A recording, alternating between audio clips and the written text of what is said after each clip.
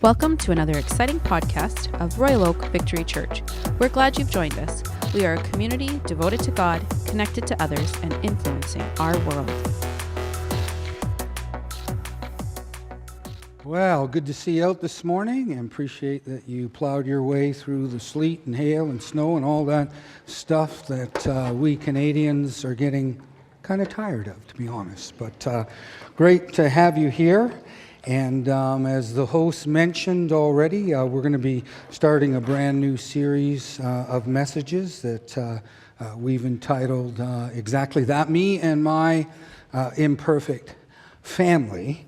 And originally we were going to call this by a different name, something like Me and My Perfect Family.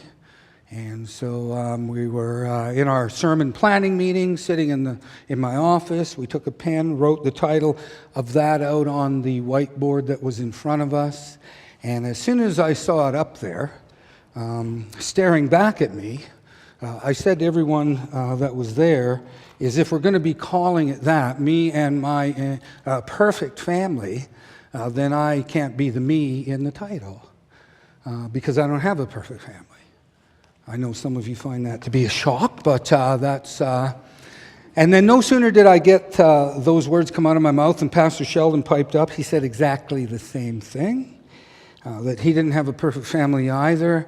And then it went from Pastor Sheldon to Pastor Sandy, from Sandy to Nick, until by the time we got around the whole room, we discovered a very dark and disturbing secret. How many want to know what it is? That none of us in that room had a perfect, impeccable family. None of us could live up to the title. And so not knowing what else to do, we grabbed the felt marker and we just slipped in that little two letters there, and we felt a whole lot better about that. A whole lot better. Because the truth is that as long as you're living on this side of heaven, how many are still on this side of heaven? Okay. I don't know where the rest of you are, but those of us on this side of heaven, there's never going to be such a thing as a perfect family. In fact, even the healthiest, most well-adjusted families on the face of the earth still have their fair share of conflict and discord and brokenness and dysfunction. That's just the way it is. That's just reality. And of course, there's nothing wrong with that. There's nothing to be ashamed of, because it's just part and parcel of what it means to be human. It's just the normal part of having a real family. That's what real family is all about. And so we don't have to be ashamed of that. Of course, I lived in an era when it wasn't quite like that. The 60s and 70s, I grew up in that time period. How many of you here this morning grew up in that time period as well? Okay, don't be afraid, and in that era, it wasn't as accepted to go around saying, I have a imperfect family. In fact, the mindset back then was that your home, your family, your marriage should look as prim and proper, as healthy as it possibly could. That was kind of the mindset. And of course, many of the movies and TV shows that were popular at that time communicated that. Shows like The Waltons. How many here remember The Waltons? Okay, it'll date you, but how many remember The Waltons? 3 generations of Walton families all living together in the same little farmhouse way up on Walton Mountain. And although it was the Great Depression, times were tough, life was hard, and yet despite all the trials and difficulties that they faced, there was still a rich sense of togetherness among them. They loved one another. They honored one another. And those of you who are familiar with the show will know that at the end of every episode, they would turn off the lights in the house and they would all say goodbye to one another. Good night. Right? Good night, John Boy. Good night, Mary Ellen. Good night, Jim Bob.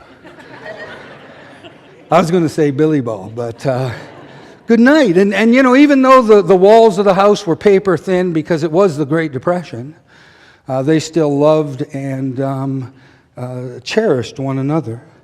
The Waltons, that was a popular show. And then, of course, shortly after the Waltons came out, there was another TV show called The Brady Bunch. How many remember them? Yeah, it's the story of a lovely lady who was bringing up through three very lovely girls. And someone asked me to actually sing it in the first service, but I ain't singing it. Okay, I just won't sing it. It's basically the story of a mother named Carol.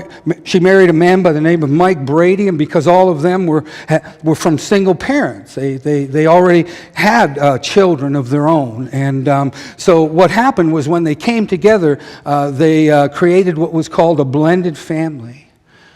Which, of course, back in the 70s was quite a novelty. You didn't hear about it very much. I mean, it happened, but you didn't hear about it, especially didn't see it on TV. A blended family. Some of you who are sitting here today, you have one of those, a blended family. And yet I bet you if I was to ask you how things are going with your blended family, you'd flat out say that it doesn't feel very much like the Brady Bunch at all. Because if you remember the Brady Bunch, they get along pretty well. And even when they didn't, when there were problems or conflicts, they had those things resolved within about 25 minutes. And then everyone was back to loving and caring for one another. And so that was the era that I grew up in. It was one where people had what you might call a very dreamy, idealistic view of the family. And I'll be honest, sometimes I miss those days. I really do. Sometimes I miss those kinds of TV shows. Because today, things are very different. It's almost like the pendulum has swung as far to this side as it can possibly go. It was over here, dreamy, idealistic, and now it's way over here with crazy and fatalistic. I don't know. Because one of the model families today, they've actually become very famous, is this family here, the Simpsons. How many have ever heard of them? Yeah, some of you are afraid to put your hand up. And so John Walton has been replaced with Homer. John Boy's been pushed out by Bart, and they have become the model family. Not that they really are a model family, but they have become a very popular family in North America today. And just when you think the pendulum couldn't swing any further, one of the newest TV shows out today is called Keeping Up with the Kardashians. I know, I'll be honest, I haven't watched the show. I haven't myself. I have no desire to watch it. I've just read a few things, saw a few things, and I'll tell you, just what I've read and I've seen, they are as far from the Waltons as you can possibly get. And I just love that title, Keeping Up with the Kardashians. I'm trying to go 150 miles in the opposite direction of them. Yeah. I ain't keeping up. That's for sure. And so when it seems like it comes to the topic of the family, it's almost like you have one or the other. You have sort of a dreamy, idealistic view of the family on one side, and then on the other side you have this pessimistic, sort of chaotic view of it. It's like one or the other, one side or the other. And what we'd like to do in this series is somehow be able to meet a little bit in the middle, to the place where we want to be honest and transparent about our family, about our marriages. But that being said, we don't want to forget about God's perfect plan, His design, I guess you could call it His blueprint for the family. And so really that's what this series is all about. And the place that I'd like to start this morning is by touching on a topic that I believe is relevant to every single one of us, whether you're married or single, whether you have kids or not. And what I'm referring to is how our past affects our present. How our past affects our present, and that if we're not careful, oftentimes what happens is that our past can ripple straight into our present, and not only affect our present, but it can go right into our future as well. And one of the biggest reasons why there are so many struggles and chaos in marriages and families is because without even realizing it, we have brought into those relationships all kinds of things from our past. And then to make it a little more complicated, we end up marrying someone who also brings their stuff from their past in them. And because of it, both of us, as husband and wife, we have all this junk that we bring into the marriage relationship. We have no clue how to deal with it. And of course, there's a word for that junk. We call it baggage. Baggage. Let's say that together. Baggage. I think most of us are familiar with that term, baggage. It's the term we use to describe the hurt, the pain, the wounds, the scars, the dysfunction, the mess that we have gone through as a child. And of course, if we're not careful, we can carry it straight into our marriages and family relationships. Not only that, we can also, in those marriages and family relationships, we can hand it right off to our own children so that they end up dragging it into their relationships as well. And so I just want to say that regardless of what your family background might be, whether it's healthy or sound, or whether it's all messed up and dysfunctional, we all have baggage. And one thing you don't ever want to do with your baggage is this. You never want to let your baggage determine your destination. You might want to write that down. Never let your baggage determine your destination. I mean, we would never allow that in the real world. We would never allow the size of our luggage to determine where we travel in life. Can you imagine? You know, that your wife comes downstairs with this massive suitcase and you realize, wow, we can't go to Mexico. It's too big of a suitcase. I guess we'll go to Exshaw instead. Right? You never let the size of your luggage determine where you're going to travel. You never do that in the real world. And in the same way, you never want to let the pain and dysfunction of your past rob you of what God has for you today and in the future. And so that's what I want to talk about this morning. In fact, we're going to look at an example in the Bible of a family who did that very thing. They allowed the baggage of their past to become part of their present, and as a result, it caused some very damaging and toxic things to happen in their lives. The family I'm referring to is a very prominent, famous family in the Bible. Their names are Isaac and Rebekah. Isaac was the son of Abraham. Abraham was the father of the Jewish race. Not only the father of the Jewish race, he's called the father of our faith as well. Very significant family as families go. And yet, as famous as they were, they had their fair share of baggage that affected them. And so we're going to go through this story. It's found in Genesis, and it runs for about 8 chapters. Now, I know what some of you are thinking. You're saying 8 chapters, we won't get out of here till 6 tonight. But I promise you I'll have you out in time. How many believe that? Okay, not many. Wow. I'm not feeling good about that. How many believe that? Just a vote of confidence, yeah. And so Genesis 25 to 32, you know, if you have your Bible, you can go there. But, you know, you might want to just follow along as the verses come up on the screen here this morning. But before I begin, I just want to say that when you read through the Bible, it doesn't take very long to discover that every family in the Bible, has their fair share of brokenness and dysfunction. In fact, I don't think there's one family in the Bible that doesn't have dysfunction, all the way from Adam and Eve to the family that Jesus was born into. And so none of them were completely healthy. None of them were. And if that doesn't do anything, it should at least give us a certain amount of encouragement and hope. To think that if God used families like that, then maybe He could use me as well in my family. And so tomorrow, when you go to work or school and someone asks you, how was your Sunday? You can tell them it was great. It was great because our pastor in the church told me that our family could be in the Bible. Right? Some of you will get that when you drive home. You could be in the Bible. Because the fact is every family in Scripture had their share of dysfunction and mess. It's doubly, triply true of this family of Isaac and Rebekah. Doubly, triply true. And of course, they got married and they gave birth to 2 twin boys. One named Esau, one named Jacob. And even though the boys were twins, they were born almost at the exact time. They were really universes apart when it came to their personalities and habits. And of course, you see this in Genesis 25, verse 27.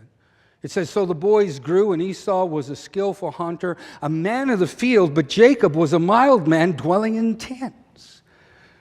And so we see here that Esau loved the great outdoors.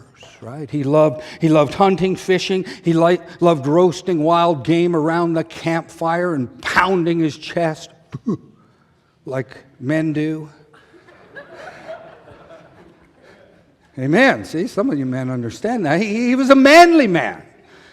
Of course, his brother Jacob was completely different. It says he liked just to stay at home. He was a homebody. Probably while he was at home, he read books and wrote poetry, collected stamps and those kinds of things. And so these two boys, born almost at the same time, but they were universes apart in their personality and habits. And of course, because of that, those differences became fertile ground for all kinds of toxic, destructive behavior. And you see that in this story. It says, "And Isaac loved Esau because he ate of his game, but Rebekah loved Jacob." Now, I've read that verse many times. Maybe some of you have done that as well.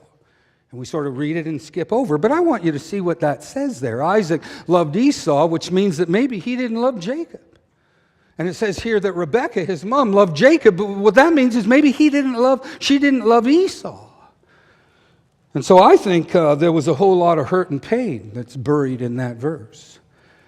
Because this kind of behavior has a name. It's called favoritism. Favoritism, right? It's one of the most toxic, destructive things that can ever happen in a family when one parent demonstrates more love and affection towards a child than another. And that's exactly what was happening here in this one. And that this family had some things to deal with. Of course, some of it had to do with the fact that even though these boys were twins, born almost at the same time, one of them came out first, and the one that did come out first was Esau. Esau was born sooner than Jacob, and so he was technically the older brother. Now, of course, in our culture, that doesn't mean very much, right?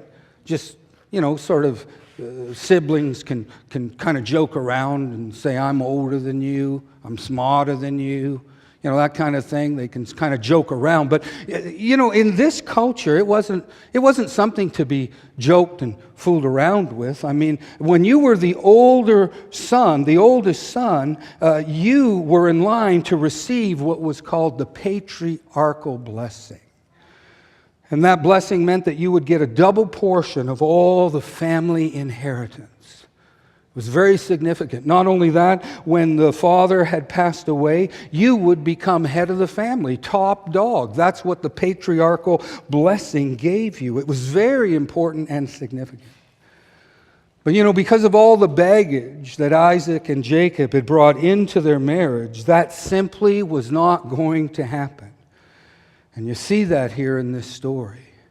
We skip up to chapter 27 because now Isaac is old. His eyesight is poor. He can hardly see anything. And one day he calls Esau into his tent, and this is what he says to him. He says, "Behold, now I am old. I do not know the day of my death. Now therefore, please take your weapons, your quiver, and your bow, and go out to the field and hunt game for me. And make me some savory food such as I love, and bring it to me that I may eat, that my soul may bless you before I die." And so Isaac is saying, look, I'm getting old. My time to leave this earth is very near. And so he calls his son Esau in because he wants to bless him. He wants to speak that blessing over him. And so Esau is quite excited. He does what his father says. He gets his weapons. He goes out in the field. But while that conversation is happening, Rebekah, the mom, is listening to all of it. She's eavesdropping. And because she loves Jacob more than Esau, she comes up with a plan, a diabolical plan. a dysfunctional plan. And of course, that plan was to cook the meal herself, dress Jacob up in Esau's clothes, have him go into Isaac's tent, and then have Isaac speak the patriarchal blessing over him rather than his older brother. How many of you know that's not something any healthy, well-adjusted family would do? I hope not, anyway. I hope you don't go out and do that this week. I hope not. That's not what a healthy family does, but they weren't healthy and they weren't well adjusted. And so when Jacob hears about his mother's plan, he thinks it's a great idea. This is great. And he goes along with it, and you see it here. It says, so he, Jacob, went to his father and said, my father? And he said, here I am, who are you, my son? And Jacob said to his father, I am Esau, your firstborn. Liar! A liar. I have done just as you told me. Please arise, sit and eat of my game, that your soul may bless me. But Isaac said to his son, how is it that you have found it so quickly, my son? And he said, because the Lord your God brought it to me. Liar! Wow, just a bald-faced lie. And so look at what happens next here. It says, Isaac said to Jacob, please come near that I may feel you, my son, whether you are really my son Esau or not. He had to feel him. And I don't have time to go into the whole story. It is a funny story. Whoever said the Bible was boring. He had to feel him because it says that Esau was a hairy man.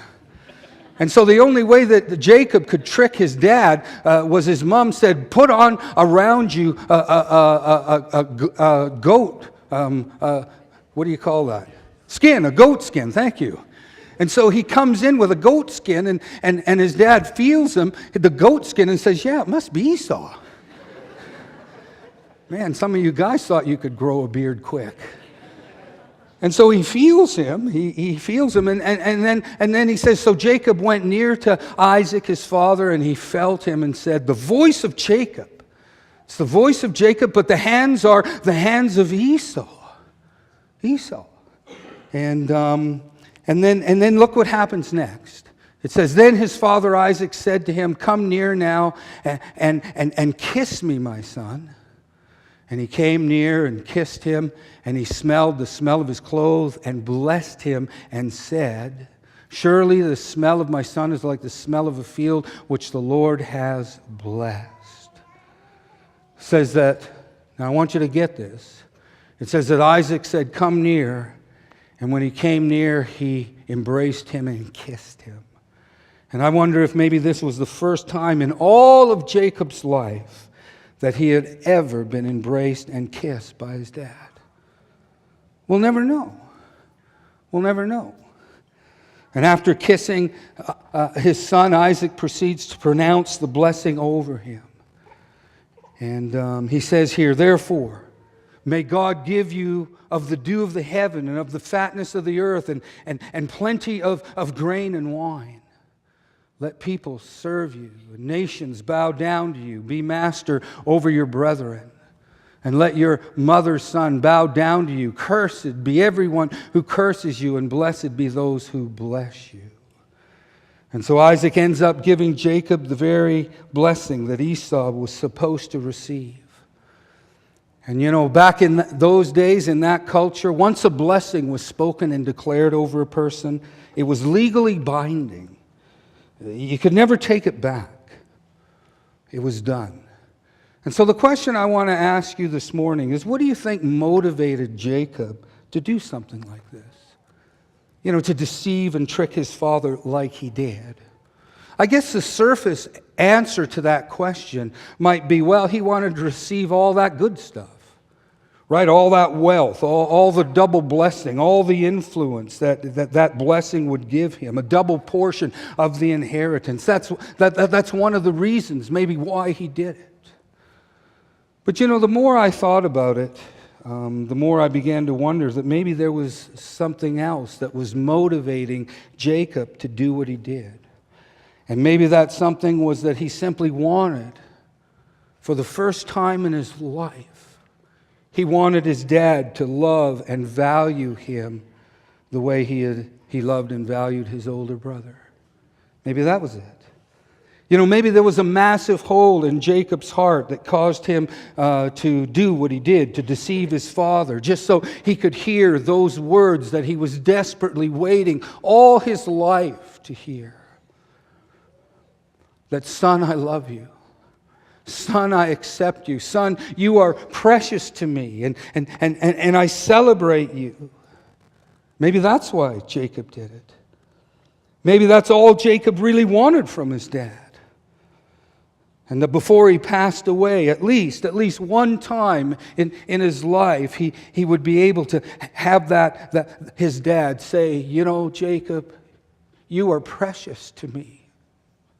And I value you and I love you just as much as I love your brother. Maybe that's all Jacob was really looking for, a blessing from his father.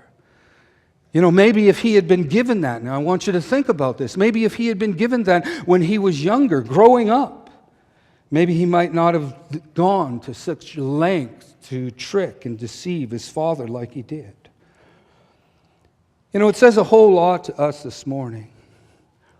Because the very thing that Jacob wanted most from his father in his life, the blessing, is maybe the very thing that all of us are wanting from our father, our mother, from the people around us as well. We're looking to be blessed. We're wanting to be blessed. And I know what some of you are thinking. You're saying, well, Pastor, what do you mean we're wanting to be blessed? Well, let me clarify that by giving you maybe a working definition of what blessing really means. Being blessed is having someone who is uniquely valuable to us demonstrate that we are uniquely valuable to them. That's really what a blessing is all about. It's when someone who is uniquely valuable to us, someone like our mom, someone like our dad, uniquely valuable to us, looks at us and says, you know what, son, daughter, you are uniquely valuable to me. That's what a blessing is all about. And what I find interesting in this story is that when Jacob failed to receive this from his dad, the one person in his life that he considered to be uniquely valuable, he went so far as to pretend to be someone else in order to get it. He dressed up as someone else in order to get the blessing. And really, you might say, well, how does that relate to me? Well, in many ways, we do exactly the same thing. We posture and we pretend to be someone we're not. Listen to me. So that the people around us might accept us and love us and place more value on us.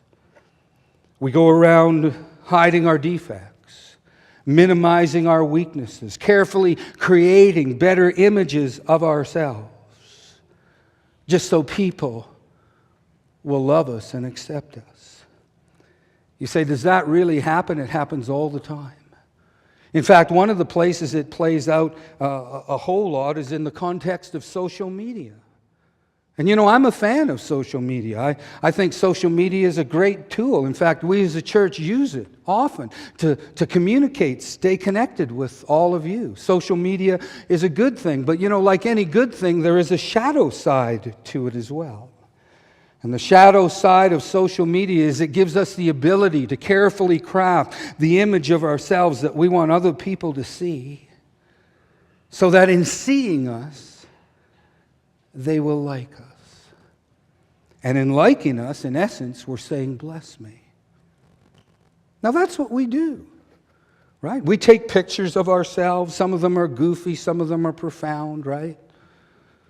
We make sure our hair is in place, or we're just in the right spot, the lighting is right, the angles are straight. We might put a filter on it, or to make it look better, put it in a frame, and then finally when we're finished, we sit and think of a very witty or funny thing to say under it. And once we've done that, we post it and we wait. Right? What are we waiting for? Like me. Like me. How many likes can I get? How many likes did I get? We check it every 10 minutes. Wow, look at that. I got another like. Am I the only one? I've actually, I'm so neurotic. Sometimes I've posted things and people haven't liked them in half an hour, only got one measly like. I actually take the thing down. Wow, they really don't like me. What is that? That is really the modern way of saying bless me. Right? It really is. And why do we want to be blessed? It's just the way that we're wired, that we want someone who is uniquely valuable to demonstrate, to speak to us, that we are of value to them. And that's why it's so important when we're children that we receive the blessing from those around us, particularly from our parents. Because if we don't get that blessing, it creates all kinds of problems and turmoil, both in our lives and in the lives of our family as well. And that was certainly the case with Jacob. That after he deceives his dad, gets the blessing, Esau comes into the tent. Of course, he has the meal that his dad asked him to prepare. And when he figures out what's happened, that he's been cheated out of the blessing, I'll tell you, all hell breaks loose. And you see it here. It says, so Esau hated Jacob because of the blessing which his father blessed him. And Esau said in his heart, the days of mourning for my father are at hand. When the days of mourning for my father are at hand, then I will kill my brother Jacob. In other words, out of respect for his father, Esau decides, I'm not going to do anything right now, but as soon as my father dies, I am going to kill my brother. You talk about dysfunction and toxicity. A vengeful, murderous spirit enters into the heart of Esau. And when Jacob catches wind of what his brother wants to do, he wants to kill him. He runs off to a distant country, lives with his relatives there, and because of it, he'll not see his family for 20 long years. Now, in those 20 years, his dad dies. He wasn't at his dad's funeral. His mom dies. He wasn't at his mom's funeral. It's like his entire family implodes from the inside out, right before his eyes, all because of a lack of blessing. And it might sound overly simplistic, but I really believe that many of the problems that we encounter in our families and in our culture today can be traced all the way back to the issue of the blessing. Right? That when a teenage boy doesn't receive it in his family, particularly from his father, he is more apt to go out and join a gang where he finds all the acceptance and love that he didn't get at home. I just read an article the other day, 9 shootings, mass shootings, school shootings in the U.S. And they said 7 of the 9, the boys that did those shootings did not have a relationship with their father. They weren't blessed. When a teenage girl doesn't receive it from her parents, she's more likely to go out and give herself away to the first idiot. I shouldn't say that. First idiot that comes along just because he pays attention to her. Right? Doesn't matter if the guy is lazy, doesn't have a job, drinks more beer than he ever reads the Bible. He loves me. And I am in desperate need of love. I'm vulnerable. That a husband who never got a blessing at home can become consumed with his career, working harder, accomplishing more, just so he can prove to both himself and those around him that he is worth something, that he's valuable, and acceptance of love. And a wife who never received it at home can go into a marriage with a massive hole as big as the Grand Canyon itself expecting her husband to fill it. Somehow he's got to fill it. He's got to be what I never got. And of course, he could never be or do any of that. No one can do that. That's only God. And so there's this perpetual dissatisfaction. Both couples end up frustrated and hurt and maybe even end up in divorce. And so I believe many of the problems we see in our family and culture today can be traced back from the absence of a blessing that we simply never got. We never got. And so as we draw towards a close this morning, I want to talk to two groups of people here today. The first is, of course, to us as parents.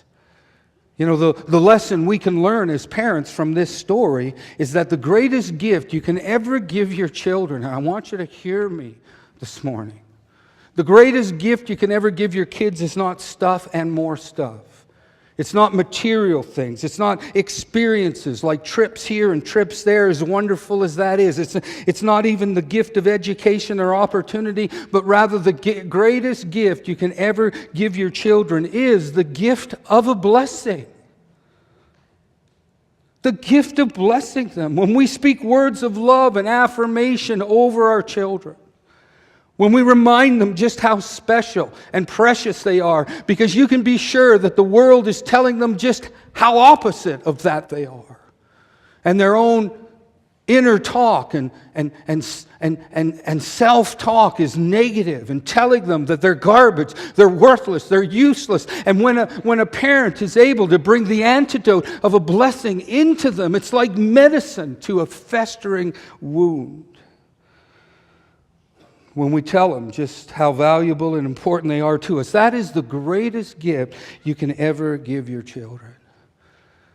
And so this morning I just want to recommend a book, because some of you parents might say, well, I don't even know where to begin.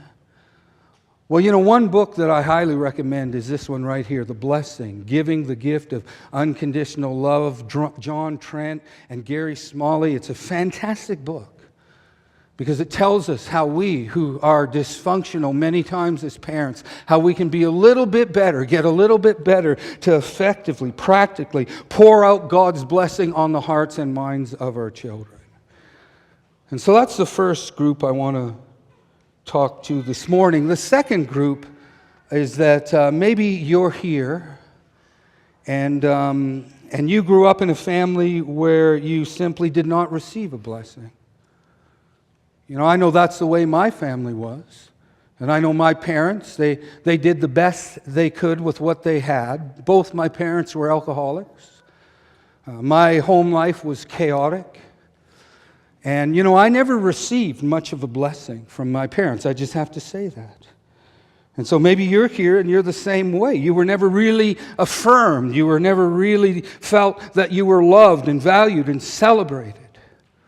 Maybe you grew up in a family where one of your parents just walked away and that was the end of it.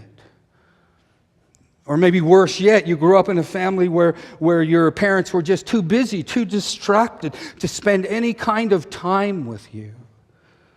Maybe you grew up in a family where it was made clear that my love for you is conditional. And as long as you're performing well, right? As long as you're getting all the A's and doing what you're told and obeying, then everything is fine. You are accepted and valued. You're worthy of a blessing.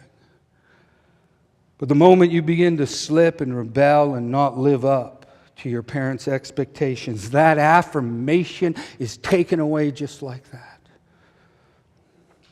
Maybe you grew up in that kind of home.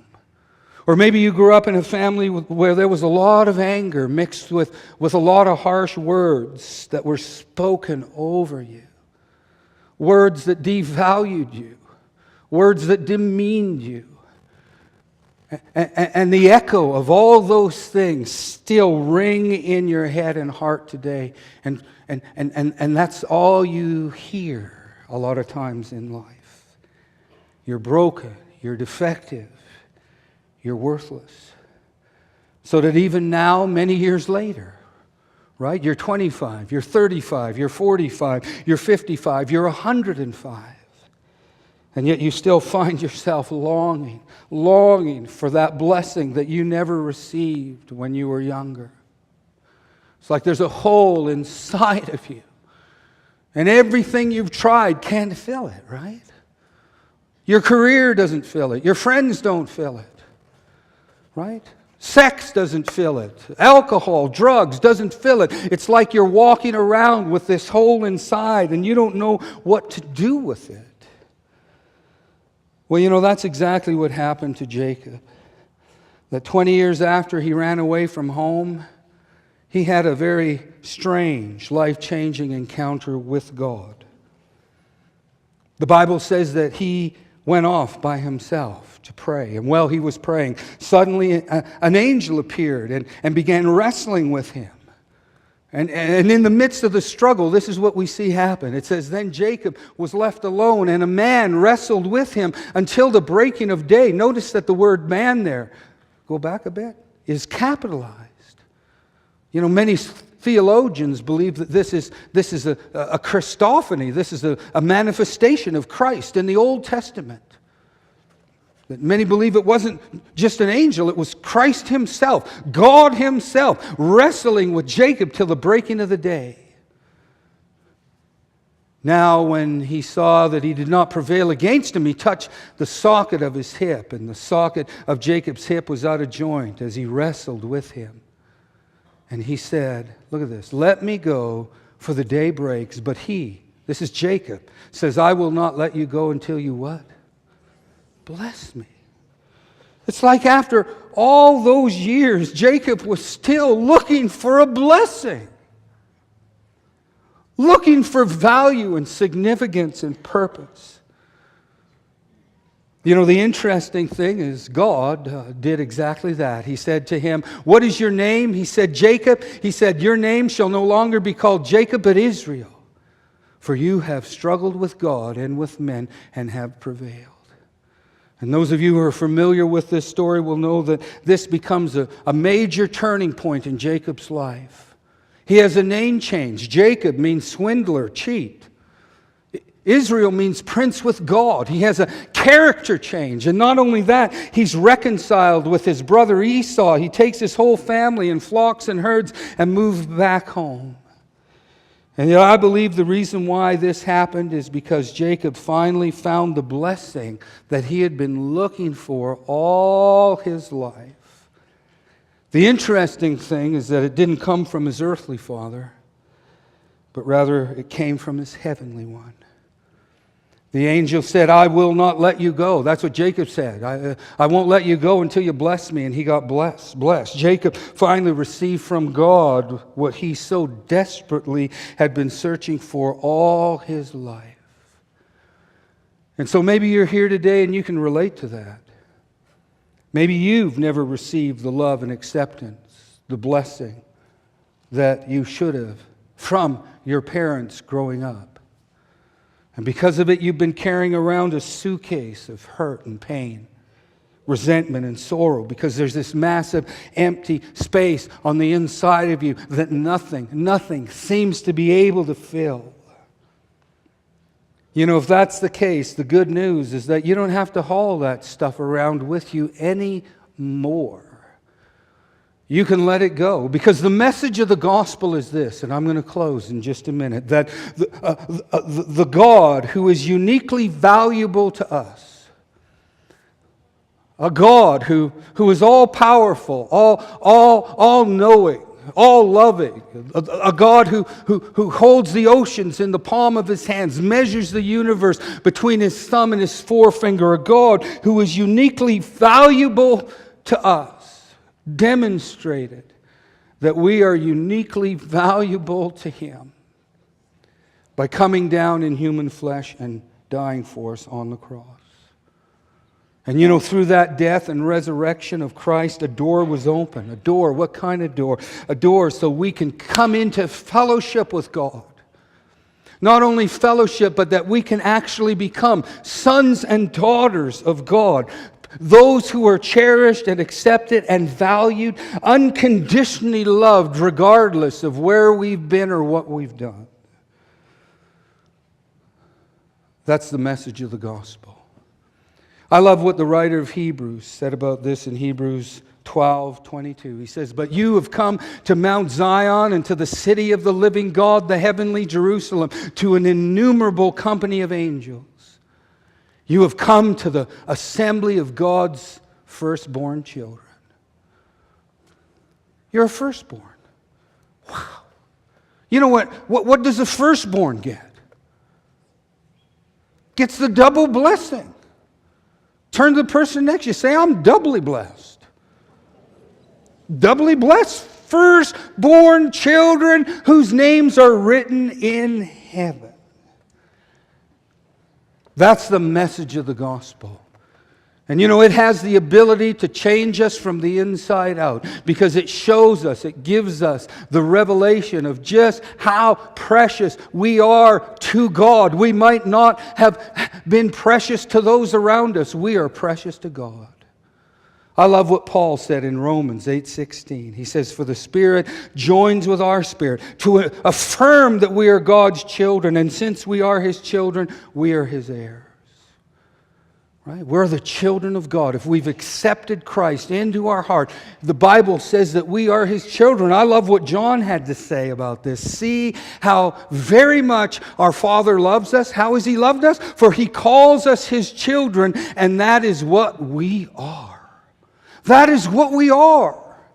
And so the next time you hear those negative voices telling you what you aren't, you're not this, you're not that, you're a loser, you're a failure. Some of us go through our whole lives listening to that going over and over again. We need to hold our ground and say, "You know what? I am loved by the God of heaven and earth.